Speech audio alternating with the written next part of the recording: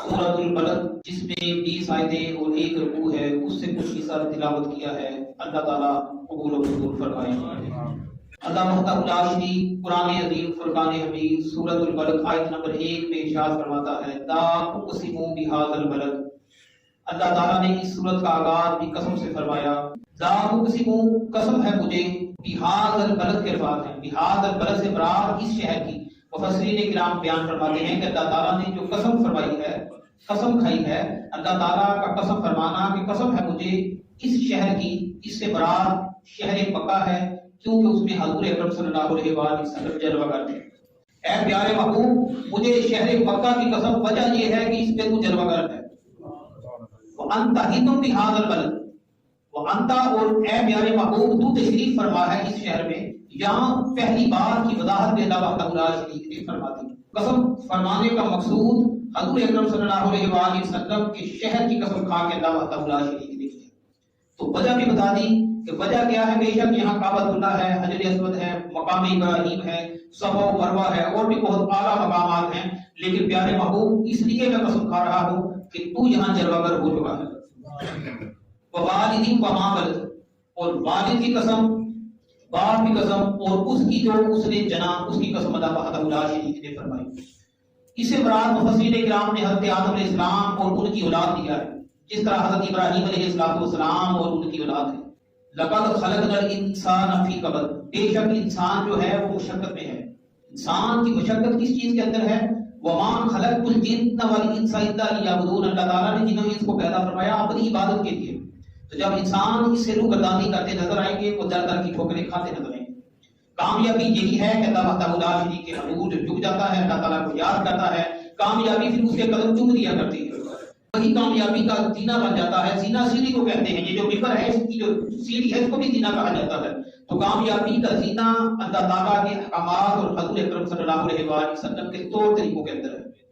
اَيَحْسَبُ أَن لَّن يَقْدِرَ عَلَيْهِ أَحَدٌ، کیا وہ گمان کرتا ہے ان یہ کہ لن ہرگز نہیں یقدر قادر ہوگا علیہ احد، اس پر کوئی ایک، کیا وہ گمان کرتا ہے کہ اس پر کوئی قادر نہیں ہوگا۔ جب انسان کو اللہ وحدہ لا شریک نے پیدا فرمایا تو انسان سمجھتا ہے کہ میری ذات جو ہے یہ سب سے بڑھ کر ہے۔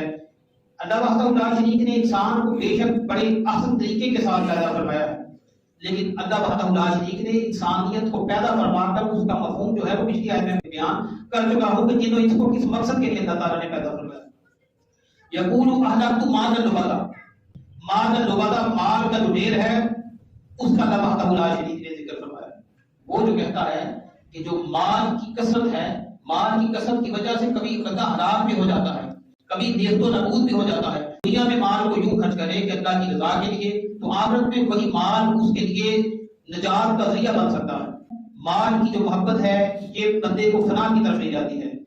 اللہ تعالیٰ کی رضا کے لیے مال ہو، اس کو تقسیم کرے، تو پھر یہ بات سمجھ میں آتی ہے کہ مال کی جو کثرت ہو تو اللہ تعالیٰ کے راستے میں اتنا دے دینا کہ اللہ وحدہ لا شریک راضی ہو جائے، تو پھر اللہ تعالیٰ اس مال کے اندر برکت رکھ دیتا ہے۔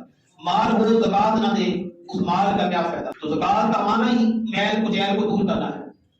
طہارت پاکیزگی مال کو اسی وقت نصیب ہو سکتی ہے جب وہ نیت کرتا ہے کہ جو میرے پاس مال ہے اس میں اللہ تعالیٰ کے راستے میں نشاور کروں۔ جب وہ کرے گا تو اللہ وحدہ لا شریک اس کو اس سے برکت عطا فرمائے۔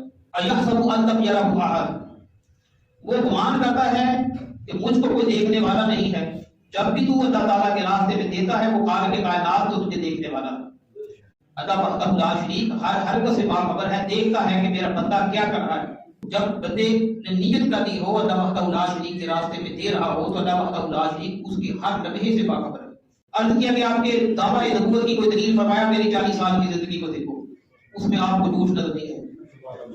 جس نے مجھے امانتیں دی وہ میں نے پہنچا دی، کبھی میں نے امانت میں خیانت نہیں کی۔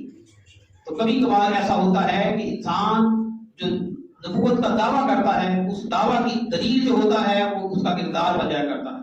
تو حضور اکرم صلی اللہ علیہ وآلہ وسلم نے یہی وجہ ہے جب پہاڑی پہ چڑھ کے فرمایا تھا کہ انا رسول اللہ، میں اللہ کا رسول ہوں، تو قریش مکہ نے انکار کر دیا کہ اس مقصد کے لیے ہمیں بلایا تھا۔ فرمایا پیچھے ایک پہاڑی کے پیچھے سے ایک لشکر آ رہا ہے۔ پہلے اس بات کو کیا کہ کیا کہو گے؟ فرمایا اس منہ سے کبھی ہم نے جھوٹ نہیں سنا، آپ نے سچ ہی فرمایا، یقیناً آنے والا ہے، آ رہا ہوگا جو آپ فرما لیں۔ دوسری وجہ یہ تھی کہ آپ پہاڑی کے اوپر ہیں، آپ کو ہم سے زیادہ بہتر نظر آ رہا ہے۔ تو لیکن حقیقت میں انہوں نے حضور اکرم صلی اللہ علیہ وآلہ وسلم کی زبان سے ایک سے کبھی جھوٹ نہیں سنا. تو انہوں نے کہا اس میں تو کوئی شک نہیں، آپ نے کہہ دیا ہے تو وہ آ رہا ہے، ہم اس کی تصدیق کرتے ہیں. فرمایا انا رسول اللہ، میں اللہ کا رسول ہوں. یہ جملہ بعد میں فرمایا. اتنا کہنا تھا، عزیز و اقارب دور ہو گئے، اپنے دشمن بن گئے. ایک جملہ جو حضور اکرم صلی اللہ علیہ وآلہ وسلم نے کہا انا رسول اللہ، میں اللہ کا رسول ہوں، اللہ تعالیٰ نے مجھے نبوت سے سرفراز فرمایا. تو پھر انہوں نے حضور اکرم صلی اللہ علیہ وآلہ وسلم پر بہت انگلیاں اٹھائی. تو یہی سرزمین مکہ جس کی قسم اللہ تعالیٰ کہتا ہے، صرف یہی مکہ کی سرزمین، اسی نبی پر یہ زمین تنگ ہو جاتی ہے. اب اللہ وحدہ لا شریک نے فرمایا پیارے محبوب یہاں سے ہجرت فرما دے. تو پھر حضور اکرم صلی اللہ علیہ وآلہ وسلم ہجرت فرما کر مکہ کو چھوڑ کر مدینہ المنورہ جا بسے. وہ جو پہلے جسر تھا، جو وہاں جاتا تھا گھوڑے فنسیاں اس کا قتل بن جاتی تھی. لیکن جیسے ہی حضور اکرم صلی اللہ علیہ وآلہ وسلم کے قدم وہاں پڑے، یسر کی خاک بھی برکت والی ہو گئی. اس خاک کے اندر برکت آ گئی، بلکہ بیمار ہوتا وہ وہاں سے خاک اٹھاتا، زخم و زخم ٹھیک ہو جائے گا. یحسب ان یرہ احد، تیری ہر حرکت سے اللہ وحدہ لا شریک بے پاک پر ہے. کوئی تیری ایسی حرکت نہیں ہے جو اللہ تعالیٰ سے پوشیدہ ہو. الم نجعل لہ عینین ولسانا وشفتین، اللہ وحدہ لا شریک نے یہاں جو انسان کی اعضاء ہیں ان کا ذکر خیر فرمایا. کیا ہم نے نہیں بنایا ہے تمہاری دو آنکھوں کو دیکھنے کا ذریعہ اور تمہاری زبان اور تمہارے دو ہونٹ میں ترتیب دے دیے. یہ اللہ وحدہ لا شریک کا کرم ہے کہ اللہ وحدہ لا شریک نے جو انسان کو اعضاء دے دیے ہیں، یہ اعضاء جو اللہ وحدہ لا شریک نے انسان کو دیے ہیں، اس کا نعمت بدل نہیں ہے. آنکھیں ہیں، دو آنکھیں ہیں، آپ کو کوئی فون کرے 10 لاکھ لے دو آنکھیں دے دو، آپ میں سے کوئی سودا کرے گا؟ کہے گا نہیں، اس سے مجھے زندگی کا حسن نظر آتا. وَهَدَيْنَاهُ النَّجْدَيْنِ، اللہ وحدہ لا شریک نے دو راستے بتلا دیے ہیں. ایک ہدایت وہ ہے جو اللہ تک لے جاتی ہے، اسے ہدایت کلی کہا جاتا ہے. وَهَدَيْنَاهُ، اور ہم نے ہدایت دے دی، جمع متقدم کا صیغہ ہے. النَّجْدَيْن، دو راہوں کی طرف رہنمائی فرما کر دو راہیں اللہ تعالیٰ نے دکھا دی. ایک نیکی ہے، ایک بدی ہے. نیکی کی توفیق اللہ تعالیٰ کی طرف سے ہوتی ہے، اور جو بندہ گناہ کرتا ہے اس کا جو نفس ہے اس کی بدبختی کا نتیجہ ہوتی ہے. تو ہمیشہ نیکی کی توفیق اس کی نسبت اللہ تعالیٰ کی طرف کرتے ہیں، اور جب گناہ ہو جائے اس کی نسبت اپنے نفس کی طرف کی جاتی ہے کہ باری تعالیٰ میں نے گناہ کر دیا ہے، تو کریم ہے، کرم فرمانے والا ہے، مجھ کو معاف فرما دے. پھر توبہ کا دروازہ اللہ تعالیٰ نے کھول دیا ہے. فَلَقْتَحَمَ الْعَقَبَةَ، اللہ وحدہ لا شریک نے یہاں عقبہ کا ذکر فرمایا ہے. عقبہ مفسرین کرام نے لکھا ہے اس کے بارے میں کہ ایک گھاٹی ہے، وما ادراک من عقبہ، اور آپ کیا جانیں کہ عقبہ کیا ہے. فک عقبہ، یہ جب انسان گردن چھڑا دیتا ہے تو غلام ہو اس کو آزاد کروا دے، اس پر کہ اللہ وحدہ لا شریک اجر عظیم کی دولت سے انسان کو سرفراز فرما دیتا ہے. یہ ہے کہ جب اللہ تعالیٰ کی رضا کی خاطر بندہ غلام آزاد کرتا ہے، غلام کو آزاد کر دیا جاتا ہے، تو اس کے ہاتھوں کے بدلے اللہ تعالیٰ کرنے والے کے ہاتھوں کو جہنم سے آزاد فرما دیتا ہے. ہر آزاد کے بدلے اس کی شرمگاہ کو اس کی شرمگاہ کے بدلے آزاد کر دیا جاتا ہے. تو جو ترتیب دیتے چلے جائیں، ہر آزاد کے بدلے اللہ وحدہ لا شریک اس کی ہر آزاد کو جہنم سے آزاد کر دیتا ہے، جہنم سے دور کر دیتا ہے. اور اطعام، جب انسان کھانا کھلاتا ہے، کھانا اللہ وحدہ لا شریک کی رضا کے لیے ہونا چاہیے.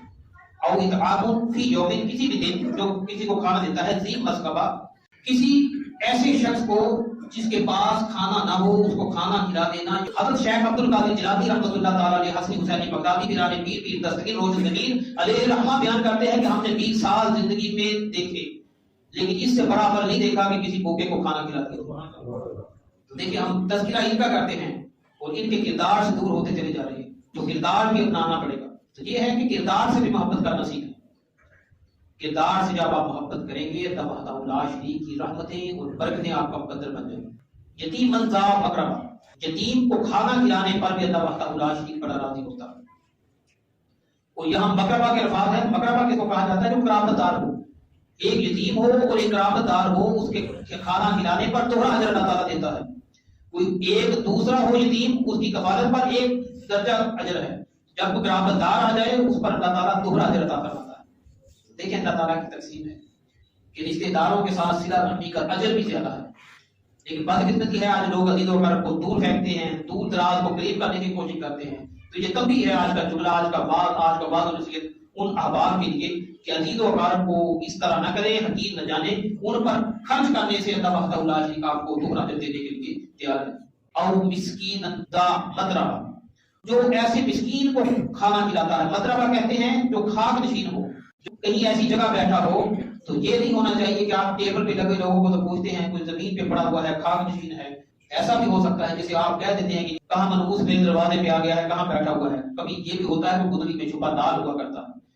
نبی پاک علیہ الصلوۃ والسلام کی حدیث پاک ہے، کچھ ایسے خاک رود ہیں، ان کے بال جو ہے وہ گرد رود ہیں، ان کے کپڑے بھی ایسے ہی اڑے نظر آتے ہیں، لیکن جب کسی چیز پہ اللہ کی قسم کھا لیں اللہ تعالیٰ ان کی بات کو رد نہیں کرتا، ان کی بات کو پورا کر دیتا ہے۔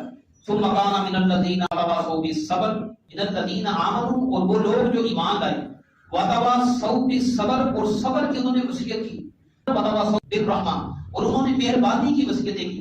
اولئک اصحاب المیمنہ، یہی وہ لوگ ہیں جو دائیں طرف ہوں گے، اور جو قرآن کہتا ہے جو دائیں طرف ہوں گے، یمین کی طرف ہوں گے، وہ جنتی ہوں گے، وہ جنت کی طرف ہوں گے۔